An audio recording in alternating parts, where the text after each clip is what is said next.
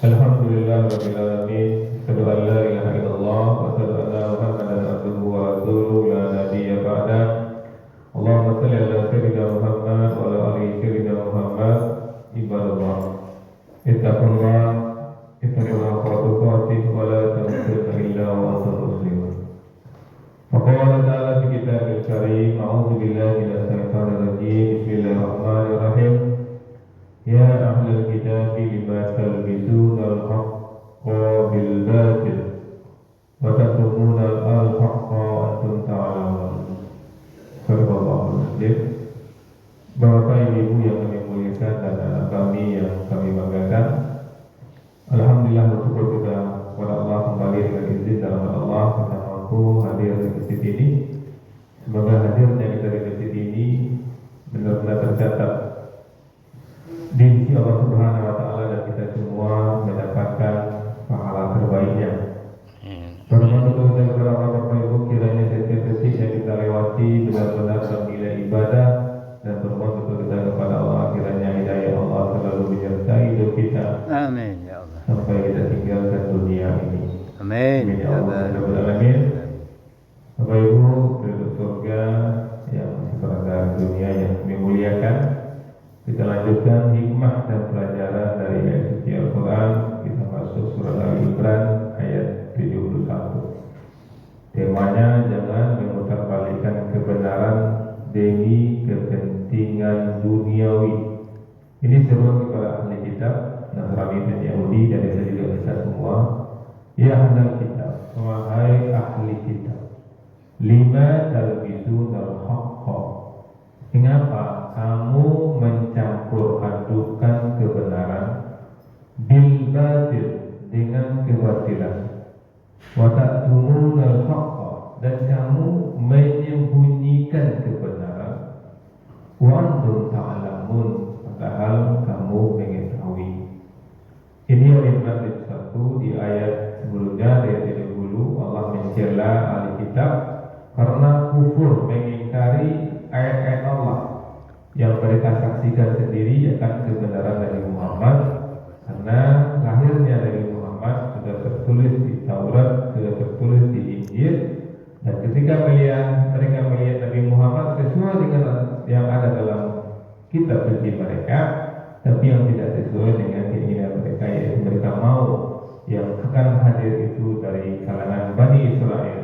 Nah, karena itulah mereka menyembunyikan kebenaran, mereka pura-pura lupa, dan mereka tidak mengakui Nabi Muhammad sebagai Nabi terakhir, dan tidak mau menerima Al-Quran sebagai pedoman hidup. Hikmah apa yang bisa kita ambil Bapak Ibu? Karena itulah inti kajian kita setiap subuh di masjid ini. Yang pertama, larangan keras mencampur adukan kebenaran dan kebatilan. Ini penting sekali Bapak Ibu, karena tidak semua umat memahami ajaran agama, dan ada beberapa umat yang paham dengan agama. Dan yang paham dengan agama ini tidak semuanya pula menyampaikan agama benar-benar karena Allah Subhanahu wa taala. Ada juga mereka yang terpengaruh dengan kepentingan dunia, terpengaruh dengan harta, tahta, dan wanita, sehingga apapun yang mereka sampaikan tidak semuanya benar. Ada yang mereka sembunyikan. Contoh sederhananya Bapak Ibu, ya, mohon maaf, di bank syariah, kalau sudah memakai bank syariah itu harus syariah 100%.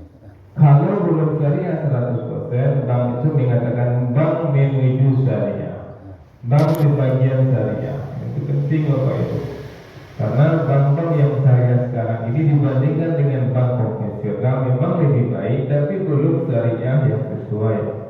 Sehingga mereka mengatakan ya seperti bunga syariah, dapat istilah bunga syariah. Dan juga dapat sekarang namanya pacaran syariah. Dapat pacaran syariah. Sedangkan pacaran itu tidak dibenarkan, ada pacaran syariah. Nah, pacaran syariah bagaimana? Ya yang laki-lakinya pakai topiah, yang perempuannya pakai jilbab. Itu pacaran syariah. Pacarannya di emper-emper masjid. Nah, itu pacaran syariah namanya Bapak Ibu. Padahal berdua-duanya tidak dibenarkan, berbonceng berdua tidak dibenarkan, tapi dipakailah istilahnya pacaran syariah. Maka seperti ini ada yang mengakui yang seperti ini itu ditanyakan imannya, dia sudah melanggar apa yang disebutkan dalam ayat ini. Mereka mencampur adukan yang hak dengan yang batil. Syariah itu hak, ya, syariah itu hak. Pacaran itu batil. Syariah itu hak, bunga itu batil. Itu kan bahasanya bunga.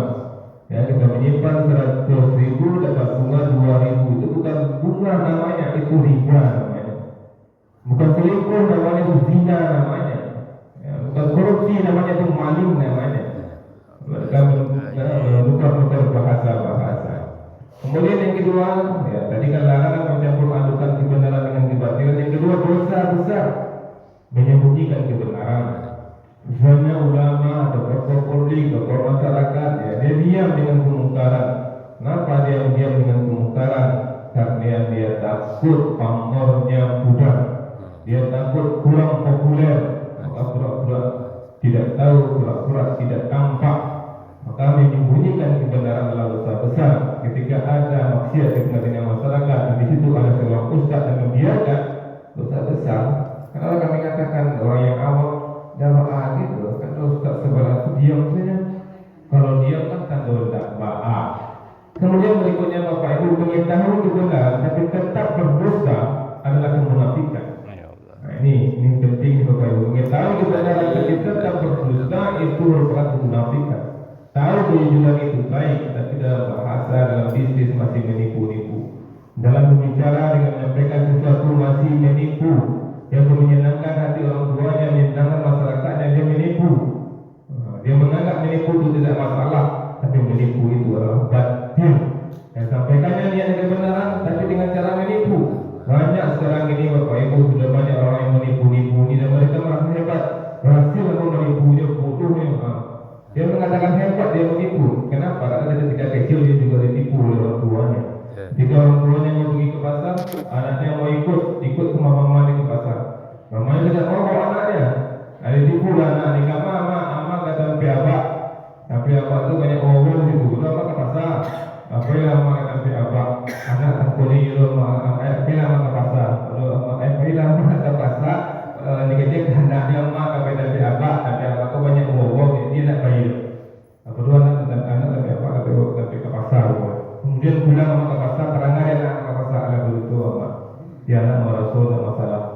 Dia tidak mau bahwa anaknya itu mungkin hak benar di situ, tapi dia berbohong, itu namanya batil.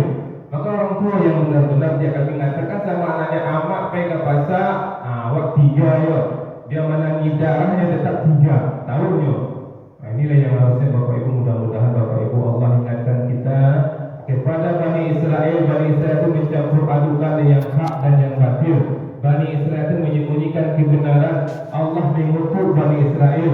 Kalau kita juga mencampurkan hak dan yang batil, juga menyembunyikan kebenaran, kita tunggu ditutup oleh Allah Bapak Ibu. Mudah-mudahan kita. Assalamualaikum warahmatullahi wabarakatuh. Waalaikumsalam. Tadi itu ceramah Pak Ustaz Yul Hendri, guys, Yul Hendri Iman Said.